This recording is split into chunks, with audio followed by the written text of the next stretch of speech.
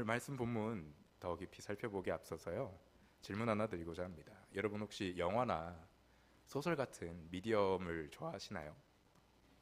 요즘 참 다양한 장르들이 있죠. 뭐 로맨스, 판타지, 뭐 영웅 히어로물 이런 게 참 많은데 어, 예전 사람들도 혹은 조금 고대로 올라가게 되더라도 사람들이 즐겨 하던 이 이야기 전개의 방식이 있습니다. 요즘은 너무 너무 많이 사용돼서 진부하다고도 이야기하기도 하는데, 그럼에도 가장 인기 있는 이야기 전개가 하나 있는데 혹시 무엇일까요?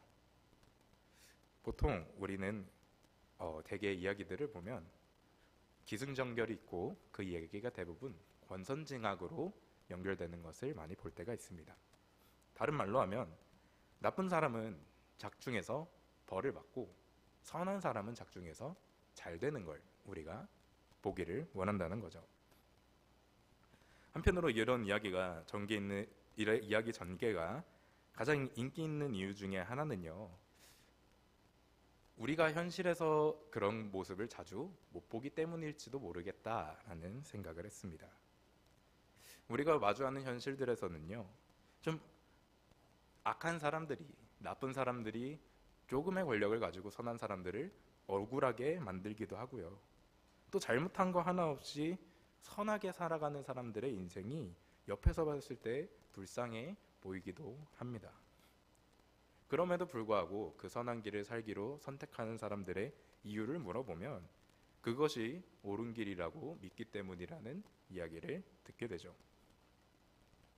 저와 여러분들의 이 신앙의 여정은 어떤가요? 조금 비슷하지 않나요? 우리가 원하는 건 이 권선지나 악한 자들을 다 심판하실 하나님을 기대하고 믿는 우리들이 복받는 현실을 생각하게 되는데, 때로는요, 우리가 이 구원의 은혜를 입었음에도 말미암아 벌어지는 현실들이 썩 내가 정말 복받은 인생인가 생각하게 될 때가 있더라는 것입니다. 더 나아가서요, 우리가 마주하는 현실이 정말 고난 그 자체일 때가, 물리적인 고난들 또 심적인 영적인 고난들이 있을 때가 있더라는 거죠. 그렇다면 우리는 이 고난의 시기를 어떻게 받아들이고 또 어떻게 견뎌나가야 할까요? 지난 야고보서 1장의 내용들을 기억하실지 모르겠습니다. 사도 야고보는요, 이 흩어진 유대인들을 향해서 편지를 쓰는데 야고보서 1장 2절로 5절에 이렇게 먼저 운을 띈 적이 있습니다. 우리 2절로 5절 함께 다시 한번 읽어보도록 하겠습니다. 시작. 내 형제들아, 너희가 여러 가지 시험을 당하거든 온전히 기쁘게 여기라. 이는 너희 믿음의 시련이 인내를 만들어내는 줄 너희가 알미라. 인내를 온전히 이루라. 이는 너희로 온전하고 구비하여 조금도 부족함이 없게 하려 함이라.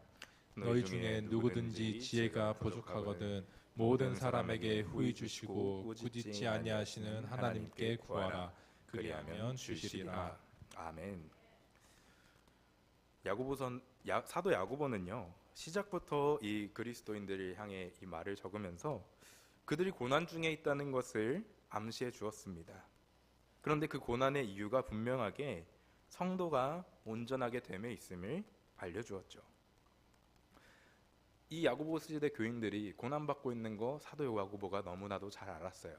그러나 그럼에도 불구하고 고난 때문에 믿음을 잃어버리지 않을 것을 권면하기 위해서 굉장히 현실적인 문제들을 지적하고 또 권면해 줬단 말이죠. 우리 2장부터 4장까지 정말 꾸준한 현실적인 문제들 함께 살펴봤잖아요. 서로 차별 대우하고 교회 안에서 돈이 많고 적음, 옷 잘 입고 못 입음, 그거 가지고 차별 대우하고요. 성도가 성도 간에 임금 떼먹고요. 또 말로만 평안히 가라, 하나님이 함께 하실 것이다 하면서 따뜻한 옷 한 벌 내어주지 않는 그런 모습들을 야고보는 낱낱이 지적했습니다. 그리고 나서 그리스도인들이라면 하나님 사랑과 이웃 사랑을 마땅히 어떻게 행해야 하겠는가 이야기를 한 후에 마지막 모든 걸 다 말하고 나서 이제 편지의 마무리로 결국 시작했을 때 얘기했던 고난을 어떻게 견뎌야 하겠는가 조금 더 자세하게 권면해주고 있는 것이죠. 오늘 말씀 함께 살펴보면서요, 지금까지 묵상했던 야고보서의 내용들 기억하시면서 우리가 인생의 고난들 혹은 광야라고 불리우는 이 시기를 어떤 마음가짐 또 어떤 시선으로 이 고난을 바라봐야 하겠는가 한번 깊이 고민해 볼 수 있는 시간 되길 소원합니다. 혹여 여러분들이 고난 중에 계시다면 오늘 이 사도 야고보의 말이 여러분의 인생의 위로와 권면의 말씀이 될 수 있기를 주님의 이름으로 축원합니다. 오늘 함께 읽은 본문 말씀 보면요, 야고보가 총 4번 이렇게 형제들아 이렇게 부르면서 권면하는 내용이 있습니다. 이게 형제들만 불렀지만 지금 교회 안에 있는 너희 형제 자매들아 이렇게 부르면서 권면해 주고 있는 거거든요. 그래서 이 4가지 권면을 차근차근 살펴보도록 하겠습니다. 우리 첫 번째 권면은 7절에서 8절에 나타나 있는데요, 우리 생동감을 살려서 세 번역으로 다시 한번 함께 읽어보도록 하겠습니다. 시작. 그러므로 형제자매 여러분, 주님께서 오실 때까지 참고 견디십시오. 보십시오. 농부는 이른 비와 늦은 비가 땅에 내리기까지 오래 참으며 땅의 귀한 소출을 기다립니다. 여러분도 참으십시오. 마음을 굳게 하십시오. 주님께서 오실 때가 가깝습니다. 아멘. 첫 번째 권면이 무엇인가요? 인내하래요. 근데 누구처럼 인내하래요? 농부처럼 인내하래요. 여러분 농사 지어 보신 적 있으십니까? 아니면 이런 농사 체험 활동 같은 거 가보신 적 있으신가요? 저는 어렸을 때 외할머니가 막 대농장처럼 밭을 크게 하시진 않았지만 그래도 좀 일손이 필요한 만큼 밭을 꾸리셨었습니다. 그래서 방학 때나 혹은 주말에 할머니가 일손 필요하다 그러시면 가서 도와드렸던 적이 있는데, 가서 도와드려 보니까요, 농사가 쉬운 게 아니더라고요. 하루는 이제 1박 2일로 휴일을 껴서 도와드리러 간 적이 있는데, 오전에 도착해서 도착하자마자 할머니가 고구마 밭에 가서 비료 좀 뿌리래요. 그래서 비료 열심히 뿌리고 점심때까지 비료를 뿌리고 진짜 오늘 할 일 다 했다 하고 있는데, 할머니가 그거 다 했으면 고추밭 가서 지지대 세우래요. 그리고 지지대 다 세우니까 이제 가지밭 가서 다 익은 거 좀 따오래요. 보니까 하루 종일 저녁 때가 될 때까지 도통 쉬지를 못하시더라고요. 그렇게 하루 종일 일하고 나서 힘들어서 당연히 저녁에 꿀잠을 잤죠. 너무 잘 잤습니다. 그런데 아침에 늦잠을 잘 새도 없이 할머니가 또 먼저 일어나셔서 밭에 가셔가지고 오늘은 뭐 해야겠다, 이거 해야겠다, 벌써 하루를 준비하고 계시는 모습을 본 적이 있습니다. 그 모습을 보면서요, 첫 번째 든 생각은 농부는 진짜 아무나 하는 게 아니구나 라는 생각이 들었고요.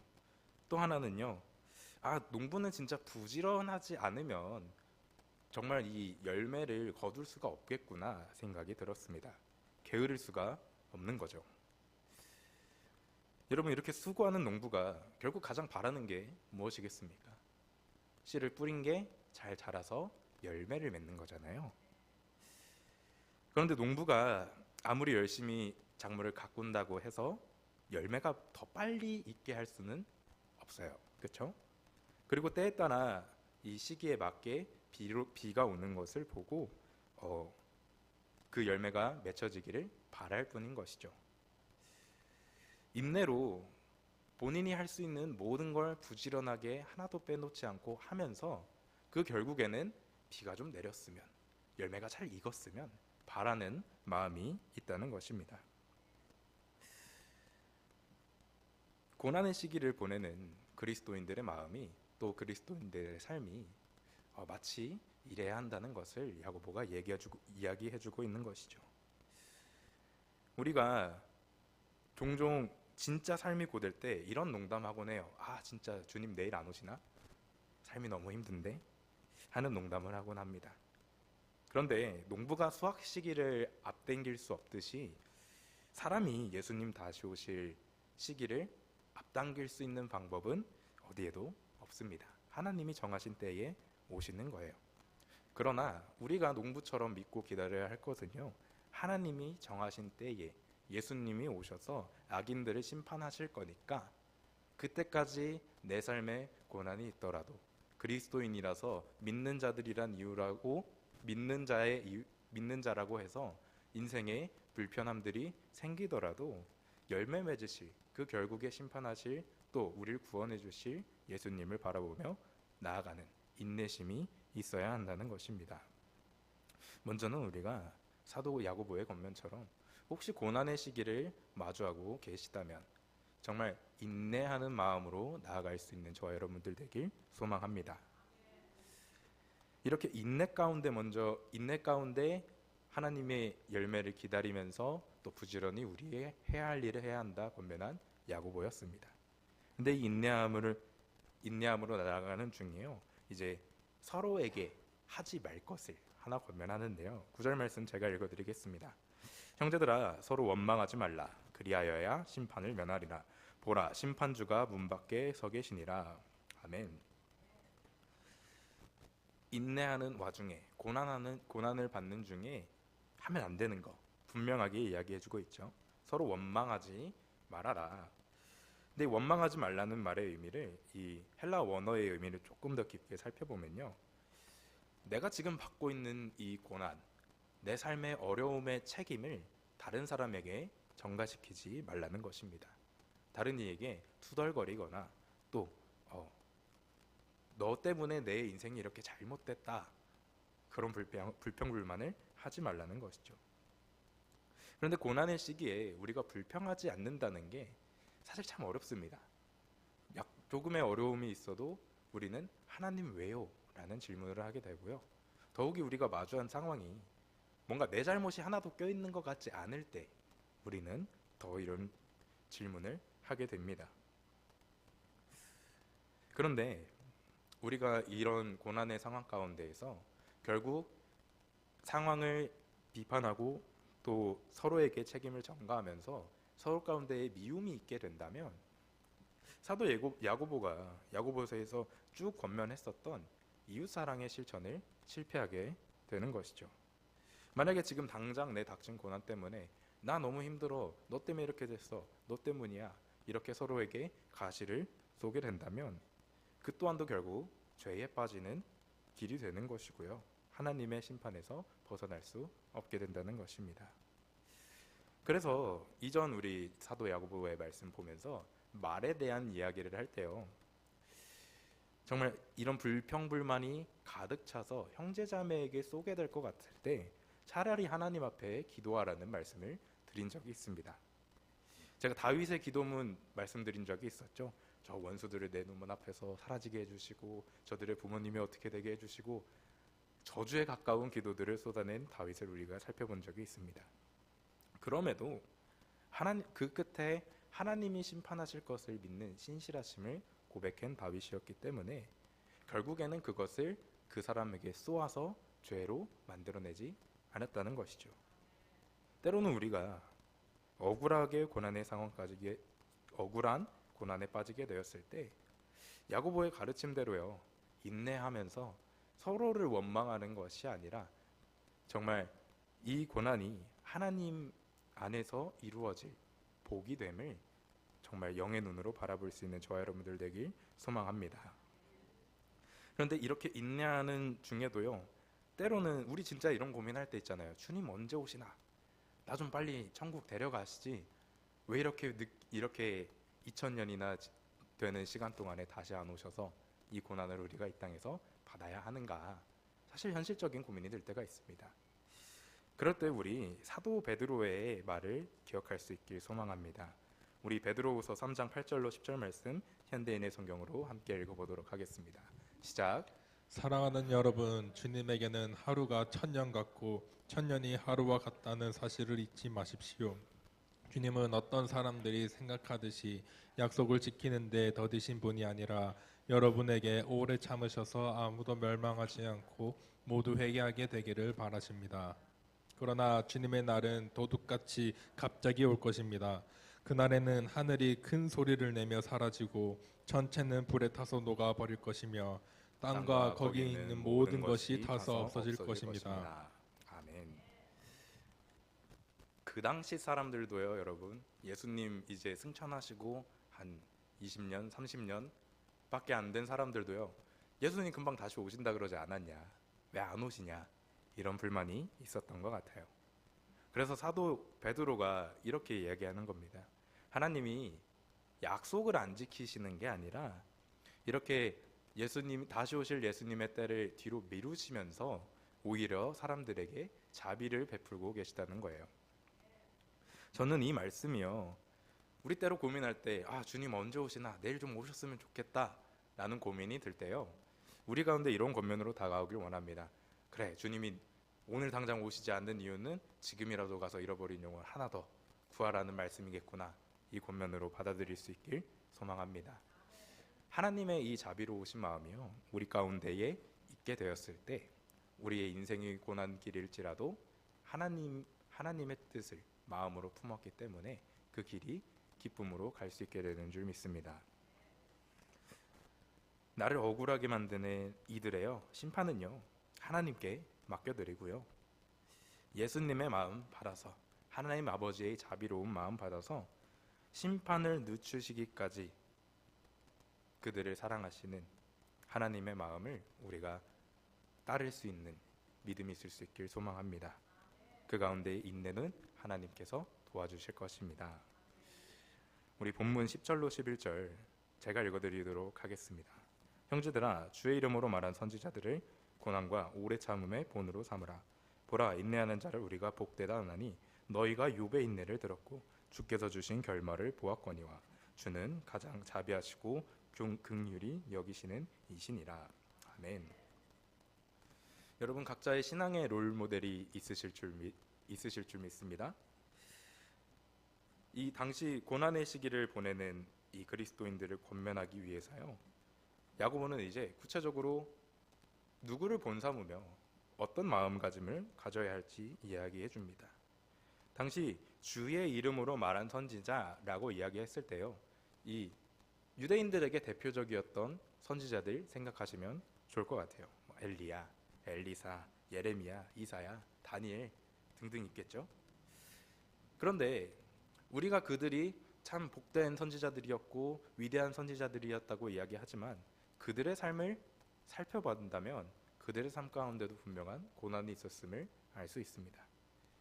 대표적으로 여러분, 엘리야가 엘리야 시대 때 하나님 말씀 선포하면서 하나님의 위대한 일을 해냈지만 그 삶은 어떠했나요? 매번 아합과 이사벨에게 쫓기고요, 때로는 너무 지쳐서 하나님 앞에 저 이제 더 못하겠습니다, 저 데려가 주세요, 고백까지 했던 사람이 엘리야입니다. 엘리사는요, 하나님 주신 예언 그대로 왕한테 얘기했다가 상대방 왕이 와가지고 너 왜 너네 나라 이렇게 스파이처럼 도와주냐, 너 잡아가야겠다 해서 적국에 잡혀가기도 합니다. 다니엘은 뭐 말할 것도 없죠. 하나님 앞에 기도하겠다고 사자굴 끌려가고요, 친구들이랑 왕이 준 음식 거부했다가 풀무불도 들어가 보고요. 그런데 이런 핍박받는 중에서도 믿음을 지킨 사람들을 보면서 우리는 참 복되다 이야기합니다. 그리고 예수님도요, 그런 핍박이 있었기에 이들의 하늘의 상급이 크다라고 마태복음에서 이야기하시기도 하고요. 그렇게 야고보는요, 지금 이 고난받는 그리스도인들을 향해 이렇게 얘기하는 겁니다. 인내 힘든 거 안다. 고난이 오래 참는 거 진짜 힘든 거 안다. 삶에서 마주하기 싫은 상황도 마주해야 되고 믿는다는 이유 하나만으로도 세상에서 차별받는 게 얼마나 억울한 일인 줄 안다. 그런데 11절 상반절에 세 번역으로 뭐라고 얘기하냐면, 보십시오, 참고 견딘 사람들은 복되다고 우리는 생각합니다. 우리 믿는 사람들, 예수 그리스도를 믿는 사람들은요, 이미 인내로 고난을 이겨내는 것이 복이라는 것을 알고 있다는 거예요. 마음으로. 우리만 해도요, 주변에 신실하신 목사님들, 권사님들, 집사님들의 간증을 들으면서 세상의 방법을 취하지 않고 믿음으로 어려움을 이겨낼 분들 보면서 참 복되다고 이야기하지 않습니까? 이런 이야기가 있다고 생각해 봅시다. 비즈니스 하시는 분이 크리스천 기업으로서의 가치를 지키려다가 사업에 부도가 났습니다. 그런데 거기서 포기하지 않고요, 본인은 하나님의 일이라는 것을 믿고 계속 그 사업을 이어나가서 결국에 이제는 그 사업이 번성했더라 라는 우리가 간증을 듣게 된다면 우리가 그것을 보고 참 복된 간증이다 이야기하지 않겠습니까? 그렇다면 그 인내의 이야기들, 오래 참음의 이야기들이요, 내 삶의 현장에서도 이루어지기를 망설이지 말라는 것입니다. 다른 사람의 고난은 복인데 내 삶의 고난은 고통인 것처럼 이야기하고 행하지 말라는 것이죠. 그리고 야고보는 특별히 욥의 예시를 들여주고 있습니다. 욥이 누구죠? 구약의 고통과 고난의 대명사잖아요. 근데 한편으로 생각해 보면 욥이 하나님 앞에 불평을 안 한 건 아니에요. 이런 고난이 오자 본인의 인생을 저주하고요, 삶을 저주하고요. 이게 왜 이렇게 됐나? 신세를 한탄하기도 합니다. 그럼에도 욥은 끝까지 하나님을 저주하거나 믿음을 저버리지 않았죠. 그런데 욥의 고난을 살펴보면요, 우리가 사람의 시선으로 봤을 때 진짜 말 그대로 이유를 알 수 없는 고난이거든요. 정말 자연재해를 맞고 본인의 자식들 한순간에 이유 없이 다 죽어버리고요. 아버지로서 얼마나 큰 고통이었겠습니까? 그럼에도 이 하나님이 선하시다, 하나님이 신실하시다는 믿음을 지켜낸 욥이었기 때문에 그 끝에 하나님이 욥에게 다시 복을 주시는 것을 우리가 보게 되는 것이죠. 사도 야고보도 이렇게 얘기하는 것입니다. 너희가 욥처럼 인내한 자들, 알 수 없는 고난, 내 인생에 이해되지 않는 시련들을 믿음으로 이겨낸 사람의 결말을 이미 말씀으로 보았다. 엄청난 권면인 것이죠. 너희가 이미 마음의 복으로 알고 있고 이미 그 결말도 알고 있다면 고난을 기쁨으로 받아들일 수 있어야 하는 것이죠.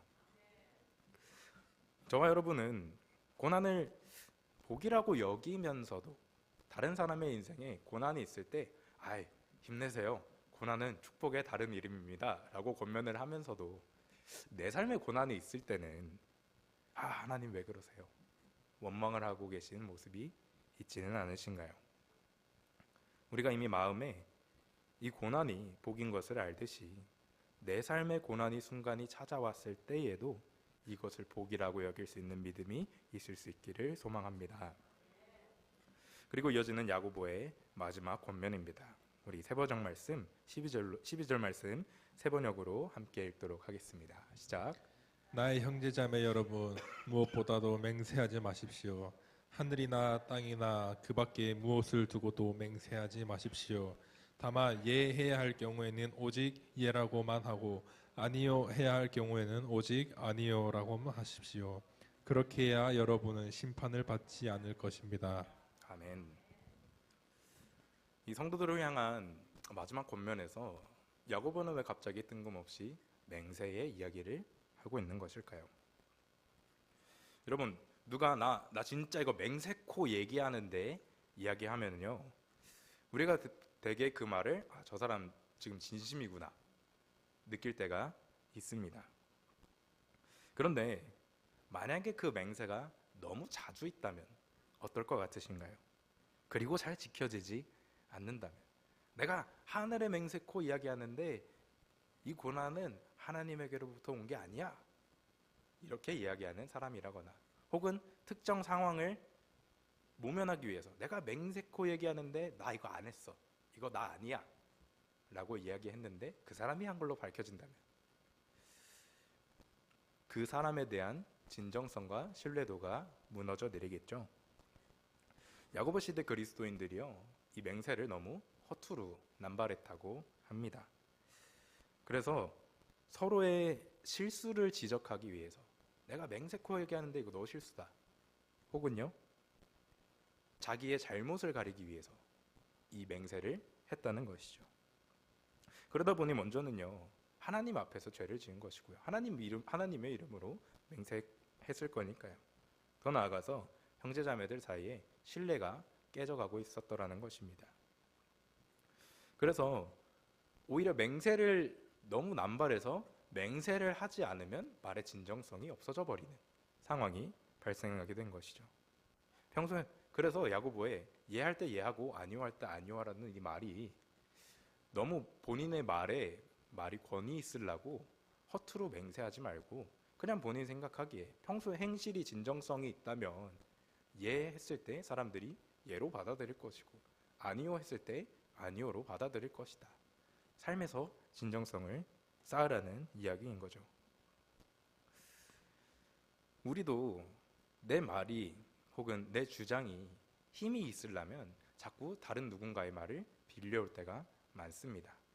흔히 이런 거죠. 아유, 누구 목사님 말씀하시기로, 누가 얘기하기로 이건 이렇다더라, 저 사람 저렇다더라.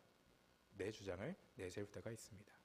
그런데 그 상황에서요, 너무 막 확인되지도 않은 내 말의 사실을 증명하려 드는 게 아니라 그냥 여러분의 생각을 말하라는, 그냥 진정성 있는 솔직한 대답을 하라는 야고보의 권면인 것이죠. 이렇다던데 예, 아유 아니요, 이런 진정성이 있는 모습이 고난의 시기에 특별히 더 필요하다는 것입니다. 우리의 말에 진정성이 있었나 돌아보길 원합니다. 혹여 내 말이 신뢰를 잃어버렸다면 그 이면에 무슨 일이 있었나 돌아보고 깨달을 수 있는 저와 여러분들 되길 소망합니다. 이렇게 쭉 고난받는 이들을 향해 권면한 야고보입니다. 이 권면을 들은 여러분, 고난이 복임을 믿으십니까? 우리가 때로는 삶에서요, 고난이라고 여겨지지 않는 것들이 어려움일 때가 있는 것도 같아요. 막 물리적으로 갑자기 상황이 어려워지고 내 소중한 사람이 다치고 할 때는 분명한 고난으로 여겨지는데, 삶이 너무 무료하고 무미건조할 때 저는 이것 또한 한편으로는 광야라고 생각하거든요. 내일 아침에 일어났는데 똑같은 하루겠지. 한 달이 지나도 나는 여기서 그냥 이러고 있겠지. 저는 그것 또한 생기를 잃어가는 고난의 하나라고 생각합니다. 혹여 이런 고난의 시기를 보내고 계시다면요, 정말 사도 야고보의 권면처럼 인내함으로 그 끝에 열매 맺으실 하나님을 기대하길 소망합니다. 더 나아가서 정말 다른 사람의 고난은 복이라고 이야기만 하는 것이 아니라 내 삶의 고난은 나의 복이다 인정할 수 있길 소망합니다. 우리가 무엇보다도 이렇게 기뻐할 수 있는 이유는요, 결국 예수님이요, 고난받는 자들에게 그것이 복임을 말씀하셨고 약속하셨기 때문입니다. 제가 야고보서 설교를 하면서 이 말씀을 정말 많이 인용했던 것 같은데요, 오늘도 인용을 안 할 수가 없을 것 같습니다. 마태복음 5장 10절로 12절 말씀입니다. 함께 읽겠습니다. 시작. 의를 위하여 박해를 받은 사람은 복이 있다. 하늘나라가 그들의 것이다. 너희가 나 때문에 모욕을 당하고 박해를 받고 터무니없는 말로 온갖 비난을 받으면 복이 있다. 너희는 기뻐하고 즐거워하여라. 하늘에서 받을 너희 상이 크기 때문이다. 너희보다 먼저 온 예언자들도 이와 같이 박해를 받았다. 아멘. 여러분 삶에 고난이 있으십니까? 그 고난의 시기를 인내함으로 또 하나님이 그 끝에 열매 맺으실 것을 믿음으로 나아갈 수 있는 저와 여러분들 되길 소망합니다. 우리가 결국 그 고난을 이겨냈을 때, 그 끝에 도달했을 때 여러분 주변에 형제 자매님들이 또 예수님도 우리에게 분명하게 이렇게 칭찬해 주실 겁니다. 수고했다. 참 잘했다. 너의 인생이 참 복되다. 고난을 잘 견뎌내었구나. 이 열매를 바라보며 나아갈 수 있는 저와 여러분들 되길 축원합니다. 고난을 고난으로만 바라보지 않는 믿음, 고난을 축복으로 바라볼 수 있는 믿음, 매일의 삶 가운데에서 누리시길 주님의 이름으로 축원합니다.